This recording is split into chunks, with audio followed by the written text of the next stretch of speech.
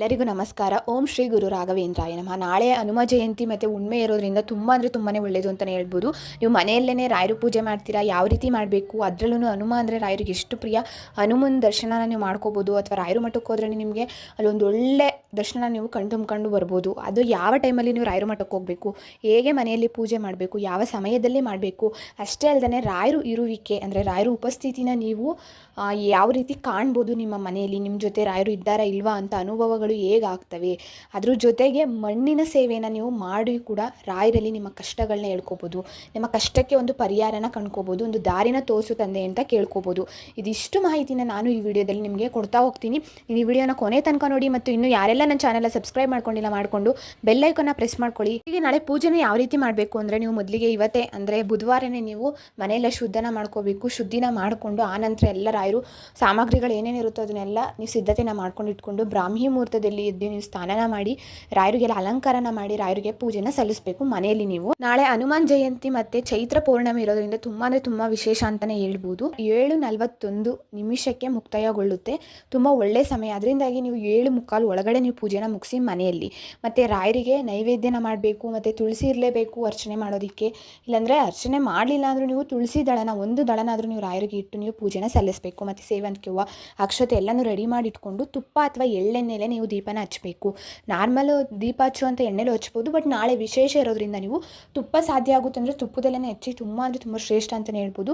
ಇಲ್ಲ ಆಗಲಿಲ್ಲ ಅಂತಂದರೆ ಎಳ್ಳೆಣ್ಣೆಲೆ ನೀವು ಹಚ್ಚಿ ಆರತಿನ ಮಾಡಬೇಕು ರಾಯರಿಗೆ. ಮನೇಲಿ ನೀವು ಮಾಡಬೇಕಾಗಿರುವಂಥದ್ದು, ರಾಯರು ಅಷ್ಟೋತ್ತರನೇ ಹೇಳಬೇಕು. ರಾಯರು ಮೂಲ ಮಂತ್ರನ ನೀವು 108 ಸರಿ ಜಪನ ಮಾಡಿ, ಅದ್ರ ಜೊತೆಗೆ ಹನುಮಾನ್ ಚಾಲೀಸ್ನ ಓದಲೇಬೇಕು. ನೀವು ಸಾಧ್ಯ ಅಂದರೆ ನೀವು ಹನುಮಾನ್ ದೇವಸ್ಥಾನಕ್ಕೂ ಹೋಗ್ಬಿಟ್ಟು ಬರ್ಬೋದು. ಇಲ್ಲಾಂದರೆ ನೀವು ರಾಯರು ಮಠಕ್ಕೆ ಹೋದ್ರೇ ಸಾಕು, ಅಲ್ಲೇ ಹನುಮಾನು ಇಟ್ಟಿರ್ತಾರೆ, ಸತ್ಯನಾರಾಯಣ ಪೂಜೆನ ಮಾಡಿಸ್ತಾರೆ ಕೆಲವೊಬ್ಬರ ಮನೇಲಿ ನಾಳೆ ಉಣ್ಮೆ ಇರೋದ್ರಿಂದ. ಅದರಿಂದಾಗಿ ನೀವು ಹನುಮಾನ್ ದರ್ಶನ ಪಡ್ಕೊಂಡು ಅದ್ರ ಜೊತೆಗೆ ರಾಯರ ದರ್ಶನ ಪಡ್ಕೊಂಡು ತುಂಬ ಒಳ್ಳೆ ಉತ್ತಮವಾದ ಫಲ ನಿಮಗೆ ದೊರೆಯುತ್ತೆ. ನೀವು ಪೂಜೆ ಎಲ್ಲ ಮುಗಿಸಿ ಮಠಕ್ಕೆ ಭೇಟಿ ನೀಡ್ತೀರಾ ಅಂದರೆ ಭೇಟಿ ನೀಡಿದ್ರೇ ತುಂಬ ಉತ್ತಮ ಅಂತ ಹೇಳ್ಬೋದು. ಹೋದ್ರೆ ನೀವು 6 ಗಂಟೆಯಿಂದ 9 ಗಂಟೆ ಒಳಗಡೆ ಹೋಗಿ ನಿಮಗೆ ಅಭಿಷೇಕ ನಿಮಗೆ ದರ್ಶನ ಆಗುತ್ತೆ. ಇನ್ನು 12 ಗಂಟೆಗೆ ಹೋದರೆ ಮಹಾಮಂಗಳಾರತಿ ನಿಮಗೆ ಸಿಗುವಂಥದ್ದು.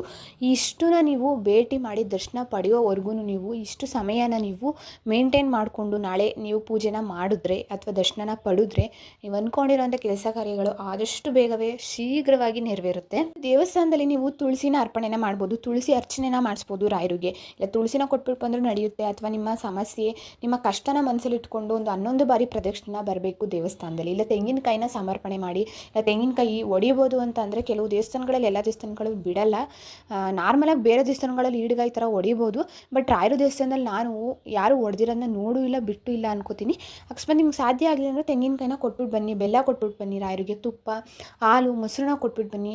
ಅದರಿಂದ ಒಳ್ಳೆ ಉತ್ತಮವಾಗಿರೋಂಥ ಫಲನ ನೀವು ಆದಷ್ಟು ಬೇಗನೆ ನೋಡ್ತೀರಾ. ಮನೇಲಿ ಪೂಜೆ ಮಾಡಬೇಕಂದ್ರೆ 6 ಗಂಟೆಯಿಂದ 8:30 ಒಳಗಡೆ ನೀವು ಪೂಜೆನ ಮುಗಿಸ್ಬೇಕು. ರಾಯರ ಜೊತೆಗೆ ಆಂಜನೇಯಂಗೂ ಕೂಡ ಪೂಜೆನ ಮಾಡಬೇಕು. ನೀವು ರಾಯರಿಗೆ ಗಂಧ ತಿಲಕನೆಲ್ಲ ಹಚ್ಚಿ, ಆಂಜನೇಯಂಗೂ ಅಷ್ಟೇನೆ ತುಳಸಿ ಎಲೆನೆಲ್ಲ ಅರ್ಪಣೆ ಮಾಡಿ, ಇಬ್ರಿಗೂ ಕೂಡ ನೈವೇದ್ಯನ ಇಟ್ಟು ದೀಪನ ಹಚ್ಚಿ ನೀವು ಮತ್ತೆ ಹೊಸ್ತಿಲಿಗೆ ರಂಗೋಲಿನ ಹಾಕಿ ನೀವು ಪೂರ್ವ ಸಿದ್ಧತೆನ ಮಾಡಿಕೊಂಡು ಈ ಟೈಮಿಂಗ್ಸ್ ಒಳಗಡೆ ನೀವು ಪೂಜೆನ ಮಾಡಬೇಕಾಗಿರೋವಂಥದ್ದು. 2 ದೀಪನ ನೀವು ಹಚ್ಚಿಟ್ಬಿಟ್ಟು ಮೊದಲಿಗೆ ನೀವು ಗಣೇಶನಲ್ಲಿ ಪ್ರಾರ್ಥನೆನ ಮಾಡ್ಕೋಬೇಕು. ಆ ನಂತರ ಕುಲದೇವ್ರನ್ನ ಪೂಜೆನ ಮುಗಿಸಿದಾದ್ಮೇಲೆ ನೀವು ರಾಯರು ಮತ್ತು ಆಂಜನೇಯ ಪೂಜೆನ ಮಾಡೋಕ್ಕಾಗುವಂಥದ್ದು. ಫೋಟೋ ಬದಲಿಗೆ ನಿಮ್ಮಲ್ಲಿ ಏನಾದ್ರು ಸಣ್ಣ ವಿಗ್ರಹ ಇದ್ದರೆ ಹನುಮಂತಂದು, ರಾಯರದ್ದು ಯಾವುದೇ ಇದ್ರೂ ಕೂಡ ಸಣ್ಣದಾಗಿ ನೀವು ಅಭಿಷೇಕನ ಮಾಡ್ಕೋಬೋದು. ನೀರಿಂದ ಹಾಲಿಂದ ನೀವು ಅಭಿಷೇಕನ ಮಾಡಿ ಆ ನಂತರ ಪೂಜೆನ ಮಾಡ್ಬೋದು. ಪೂಜೆ ಎಲ್ಲ ಕಂಪ್ಲೀಟ್ ಆದಮೇಲೆ ನೀವು ತುಳಸಿ ಅರ್ಚನೆ ಮಾಡ್ಬೋದು. ರಾಯರಿಗೆ ಆಗಿರ್ಬೋದು, ಹನುಮಂತನಿಗೆ ಆಗಿರ್ಬೋದು, ತುಂಬ ಪ್ರಿಯ ತುಳಸಿ ಅಲ್ವಾ, ಅದರಿಂದಾಗಿ ನೀವು ತುಳಸಿ ಅರ್ಚನೆ ಮಾಡಿ ಓಂ ಶ್ರೀ ಗುರು ರಾಘವೇಂದ್ರಾಯ ನಮಃ, ಓಂ ಹನುಮಂತೆ ನಮಃ ಅಂತ ನೀವು ಮಂತ್ರನ ಹೇಳ್ಕೊಂಡು ನೀವು ನಿಮ್ಮ ಕಷ್ಟಗಳನ್ನ ಮನಸ್ಸಲ್ಲೇ ನೆನೆಸ್ಕೊಂಡು ನೀವು ತುಳಸಿ ಅರ್ಚನೆನ ಮಾಡ್ಬೋದು. ಇಲ್ಲ ಅಷ್ಟೋತ್ತರಗಳು ಬರುತ್ತೆ, ನೀವು ಫೋನಲ್ಲಾದರೂ ನೋಡಿಕೊಂಡು ಹೇಳ್ಬೋದು, ಇಲ್ಲ ಬುಕ್ಕಲ್ಲಿ ಓದ್ಕೊಂಡು ನೀವು ಮಾಡ್ಬೋದು. ಯಾವ ರೀತಿ ಬೇಕಾದರೂ ನೀವು ಮಾಡ್ಬೋದು. ನಿಮ್ಮ ಮನಸ್ಸಿಗೆ ಯಾವ ರೀತಿ ಸಮಾಧಾನ ಆಗುತ್ತೆ, ನಿಮ್ಮ ಮನಸ್ಸಿಗೆ ಯಾವುದು ಸರಿ ಹೋಗುತ್ತೋ, ಅಥವಾ ನಿಮ್ಮ ಮನೆಗಳಲ್ಲಿ ಹೇಗೆ ನೀವು ಪೂಜೆನ ಮಾಡ್ತೀರೋ ಆ ರೀತಿಯೇ ಮಾಡಿ. ಇದೇ ರೀತಿ ಕಟ್ಟುನಿಟ್ಟಾಗಿ ಮಾಡಿ ಅಂತಲ್ಲ, ಬಟ್ ನಿಮ್ಮ ನಂಬಿಕೆ ಸ್ಪಷ್ಟವಾಗಿರಬೇಕು, ಅಚಲವಾಗಿರಬೇಕು. ಭಕ್ತಿ ಶ್ರದ್ಧೆ ತುಂಬಾ ಇಂಪಾರ್ಟೆಂಟ್ ಆಗುತ್ತೆ. ರಾಯರು ಅಷ್ಟೇನೆ ಯಾವುದೇ ರೀತಿ ನೀವು ಬಹಿರಂಗವಾಗಿ ನೀವು ಇಷ್ಟು ಪೂಜೆನ ಮಾಡಬೇಕು ಅಷ್ಟು ಪೂಜೆನ ಮಾಡಬೇಕು ಅಂತ ಅವರು ಬಯಸೋದಿಲ್ಲ. ನಿಮ್ಮ ಅಂತರಂಗ ಅಂತರಂಗದಲ್ಲಿ ಎಷ್ಟು ಶುದ್ಧಿಯಾಗಿದ್ದೀರಾ, ಎಷ್ಟು ನಂಬಿಕೆ ಅವ್ರ ಮೇಲೆ ಇಟ್ಟಿದ್ದೀರಾ ಅನ್ನೋದನ್ನ ಮಾತ್ರನೇ ನೋಡುವಂಥದ್ದು. ಯಾವುದೇ ಕಾರಣಕ್ಕೂ ಕೂಡ ಮರೆಯೋದಕ್ಕೆ ಹೋಗಬೇಡಿ. ರಾಯರಿಗೆ ಆಗಿರ್ಬೋದು, ಆಂಜನೇಯಂಗೆ ಆಗಿರ್ಬೋದು, ರಾಮ ಅಂದರೆ ತುಂಬ ಪ್ರೀತಿ ಅಂತಲೇ ಹೇಳ್ಬೋದು. ಅದರಿಂದಾಗಿ ನೀವು ರಾಮನ ನಾಮನ ಬಾಯಲ್ಲಿ ಹೇಳಿ ಜಪನ ಮಾಡಿ ಶ್ರೀರಾಮ್ ಜೈರಾಮ್ ಅಂತ ನೀವು. ಅದರಿಂದ ನಿಮಗೆ ನೇರವಾಗಿ ಎಲ್ಲ ಫಲಗಳು ನಿಮಗೆ ಸಿಗ್ತಾ ಹೋಗುತ್ತೆ. ನಾಳೆ ಅಷ್ಟು ತುಂಬ ವಿಶೇಷವಾದ ದಿನ ಅಂತಲೇ ಹೇಳ್ಬೋದು. ಅರ್ಚನೆ ಎಲ್ಲ ಮುಗಿಸಿದಾಯಿತು, ಅಲಂಕಾರ ಆಯಿತು, ದೀಪ ಹಚ್ಚಿದ್ರಿ, ಗಣೇಶನೆಲ್ಲ ಸ್ಮರಣೆ ಮಾಡ್ಕೊಂಡು ಕುಲದೇವ್ರ ಪೂಜೆ ಆಯಿತು. ಇನ್ನು ಹನುಮಂತಂಗೆ ಆಗಿರ್ಬೋದು, ರಾಯರಿಗೆ ಆಗಿರ್ಬೋದು ತುಳಸಿ ಅರ್ಚನೆ ಎಲ್ಲ ಮಾಡಿ ಮುಗಿಸಿದಾದ್ಮೇಲೆ ನೆಕ್ಸ್ಟ್ ಕೊನೆಯಲ್ಲಿ ನೈವೇದ್ಯನ ಅರ್ಪಣೆ ಮಾಡಬೇಕು, ಮಹಾಮಂಗಳಾರತಿನ ಮಾಡಬೇಕು. ರಾಯರಿಗೆ ಇಷ್ಟವಾಗಿರುವಂಥ ಕಲ್ಸೆಕರೆ ಆಗಿರ್ಬೋದು, ಪಾಯಸ ಆಗಿರ್ಬೋದು, ಆಯಗ್ರೀವ ಆಗಿರ್ಬೋದು, ಇನ್ನು ಹನುಮಂತಂಗೆ ಇಷ್ಟ ಆಗಿರುವಂಥ ಅವಲಕ್ಕಿ ಮತ್ತು ಬೆಲ್ಲದ ಪ್ರಸಾದನ ಮಾಡಿಟ್ಟು ನೀವು ಮಹಾಮಂಗಳಾರತಿನ ಮಾಡಬೇಕಾಗಿರುವಂಥದ್ದು. ಒಂದು ನಿಮಗೆ ವಿಶೇಷ ಸೂಚನೆ ಅಂದರೆ ನಾಳೆ ಹುಣ್ಣಿಮೆ ಇರೋದ್ರಿಂದ ರಾತ್ರಿ ಸಂಜೆ ನೀವು ಚಂದ್ರೋದಯ ಆದಮೇಲೆ ನೀವು ಚಂದ್ರನಿಗೆ ಆಗ್ರಿನ ಅರ್ಪಣೆ ಮಾಡಬೇಕು. ಅಂದರೆ ನೀರನ್ನ ಅರ್ಪಿಸಿ, ನೀವು ಎಲ್ಲಿರ್ತೀರೋ ಅಲ್ಲಿ ಎಲ್ಲಿ ಚಂದ್ರ ಕಾಣಿಸ್ತಾರೋ ಅಲ್ಲಿ ನೀವು ನೀರನ್ನ ಅರ್ಪಣೆ ಮಾಡಿ. ನೀವೇನು ಅಂದ್ಕೊಂಡಿದ್ದೀರಾ ಮನಸ್ಸಲ್ಲಿ ಅದನ್ನು ನೆನೆಸ್ಕೊಂಡು ನೀವು ಅರ್ಪಣೆ ಮಾಡೋದ್ರಿಂದ ಚಂದ್ರನ ಕಡೆಯಿಂದ ನಿಮ್ಗೊಂದು ಒಳ್ಳೆ ಶುಭ ಫಲಗಳು ಶೀಘ್ರವಾಗಿ ನಿಮಗೆ ದೊರೀತಾ ಹೋಗ್ತವೆ. ಇನ್ನು ರಾಯರನ್ನ ಕಲಿಯುಗದ ಪ್ರತ್ಯಕ್ಷ ದೈವ ಅಂತಲೇ ಕರೀತಾರೆ ಅಲ್ವಾ. ಅದರಿಂದಾಗಿ ರಾಯರ ಉಪಸ್ಥಿತಿ, ರಾಯರು ಅನುಗ್ರಹ ನಮ್ಮ ಮೇಲಿದೆಯಾ ಅಂತ ನೀವು ತಿಳ್ಕೊಬೇಕಂದ್ರೆ ನಾಳೆ ತುಂಬ ನಾಳೆ ಒಳ್ಳೆ ದಿನ ಅಂತಲೇ ಹೇಳ್ಬೋದು. ನಾಳೆ ನೀವು ಪೂಜೆ ಎಲ್ಲ ಮುಗಿಸಿದಾದ್ಮೇಲೆ ನಾನು ಹೇಳುವಂಥ ಈ ಪಾಯಿಂಟ್ಸ್ಗಳನ್ನ ಅಬ್ಸರ್ವ್ ಮಾಡಿ ನೋಡಿ. ನಿಮಗೆ ಒಂದು ಪಾಯಿಂಟ್ ಓಕೆ ಆಗುತ್ತೆ, ಇದಾಯಿತು, ನನಗೆ ಅನುಭವ ಬಂತು ಅಂತ ನಿಮ್ಗೆ ಅನಿಸಿದ್ರೆ ಅಲ್ಲಿಗೆ ಅರ್ಥ ಮಾಡ್ಕೊಳ್ಳಿ ರಾಯರ ಉಪಸ್ಥಿತಿ ನಿಮ್ಮ ಮನೇಲಿದೆ, ನಿಮ್ಮ ಜೊತೆಲಿದೆ. ರಾಯರು ಅನುಗ್ರಹ ಸದಾ ನಿಮ್ಮ ಮನೆಯವ್ರ ಮೇಲಿದೆ ಅಂತ ನೀವು ಅರ್ಥನ ಮಾಡ್ಕೋಬೋದು. ಇನ್ನು ನೀವು ನಾಳೆ ದೇವಸ್ಥಾನಕ್ಕೆ ಹೋದಾಗಲೂ ಅಥವಾ ಮನೇಲಿ ಪೂಜೆ ಮಾಡಿದಾಗಲೂ ನಿಮಗೆ ಗೊತ್ತಿಲ್ಲದೇ ನಿಮ್ಮ ಮನಸ್ಸಲ್ಲಿರುವಂಥ ಗೊಂದಲಗಳೆಲ್ಲ ಹೊರಟೋಗ್ಬಿಟ್ಟು ಏನೋ ಒಂದು ಮನಸ್ಸಿಗೆ ಸಮಾಧಾನ ಆಯ್ತಪ್ಪ, ಶಾಂತಿ ಸಿಕ್ತಪ್ಪ, ಈ ಸಮಸ್ಯೆ ಯಾವುದೂ ಅಲ್ಲ, ದೊಡ್ಡದಂತೂ ಅಲ್ವೇ ಅಲ್ಲ, ಇದು ನಾನು ಎದುರಿಸಿ ನಿಲ್ತೀನಪ್ಪ ಅಂತ ನಿಮ್ಗೆ ಏನಾದರೂ ಒಂದೇ ಮನಸ್ಸು ನಿಮಗೆ ಬಂತು, ಒಂಥರ ನಿರಾಳ ಆಯಿತು ಮನಸ್ಸು ಅಂತಂದರೆ ಅಲ್ಲಿಗೆ ರಾಯರು ಕೊಡುವಂಥ ಮೊದಲ ಸೂಚನೆ ಅಂತಲೇ ಅರ್ಥ ಮಾಡ್ಕೊಬಿಡಿ. ರಾಯರು ಅನುಗ್ರಹ ನಿಮ್ಮ ಮೇಲಿದೆ ಅಂತ. ಎಲ್ಲಾದರೂ ಆಗಿರ್ಬೋದು, ಮರ್ತಲ್ಲಾಗಿರ್ಬೋದು, ನೀವು ಪ್ರಾರ್ಥನೆ ಮಾಡಬೇಕಾದ್ರೆ ರಾಯರು ಕಡೆಯಿಂದ ತುಳಸಿನೋ ಅಥವಾ ಹೂವು ಯಾವುದಾದ್ರೂ ಕೆಳಗಡೆ ಬಿತ್ತು, ಇಲ್ಲ ನಿಮ್ಮ ಕಣ್ಣು ತುಂಬಿ ಬಂತು, ನಿಮಗೆ ಗೊತ್ತಿಲ್ದರೆ ನಿಮ್ಮ ಕಣ್ಣಲ್ಲಿ ನೀರು ಬಂದುಬಿಡ್ತು ಅಂತಂದರೆ ಅಲ್ಲಿಗೆ ಅರ್ಥ ಮಾಡ್ಕೊಳ್ಳಿ ರಾಯರು ಅನುಗ್ರಹ ನಿಮ್ಮ ಮೇಲಿದೆ. ಅಥವಾ ನೀವು ಕೇಳ್ತಾ ಇರೋವಂಥ ಯಾವುದೇ ಒಂದು ಪ್ರಶ್ನೆಗೂ ರಾಯರು ಒಪ್ಪಿಗೆ ಕೊಟ್ಟಿದ್ದಾರೆ, ಹೌದು ಅಂತ ಅವರು ಉತ್ತರನ ನೀಡಿದ್ದಾರೆ ಅನ್ನೋದೇ ಅರ್ಥನ ಕೊಡ್ತಾ ಹೋಗುತ್ತೆ. ನಿಮಗೆ ಗೊತ್ತಿಲ್ಲದೇ ಯಾರೋ ಒಬ್ಬರ ಕಡೆಯಿಂದ ಅನಿರೀಕ್ಷಿತವಾಗಿ ನಿಮ್ಗೊಂದು ಉತ್ತರ ಅಂದರೆ ಸಲಹೆ ಸಿಗುತ್ತೆ. ನೀವೇ ಒಂದು ಕೆಲಸ ಮಾಡಬೇಕು ಅಂತ ಆ ಕೆಲಸಕ್ಕೆ ಸಂಬಂಧಪಟ್ಟಾಗ ಯಾವುದೊಂದು ದಾರಿ ಕಾಣಿಸ್ಕೊಳ್ತಾರೆ, ಯಾವುದೋ ಒಂದು ಲೈನ್ ನಿಂತ್ಕೊಂಡಿರುವಂಥದ್ದು ಸಾಲುಗಳಲ್ಲಿ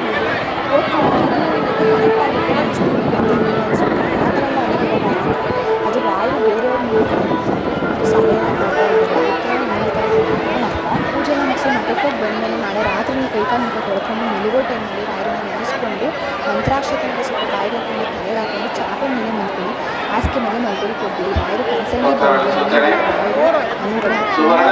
ಇದೆ, ನಿಮ್ಮ ಜೊತೆಲೇ ಇದೆ, ರಾಯರು ಉಪಸ್ಥಿತರಾಗಿದ್ದಾರೆ ನಿಮ್ಮ ಜೊತೆಲೇ ಅನ್ನೋದು ನಿಮಗೆ ಗೊತ್ತಾಗುತ್ತೆ. ಯಾವುದಾದ್ರೂ ಒಂದು ಅನುಭವ ನಿಮ್ಗಾದ್ರೂ ಕೂಡ ರಾಯರ ಉಪಸ್ಥಿತಿನ ನೀವು ಅನುಭವಿಸ್ಬೋದು.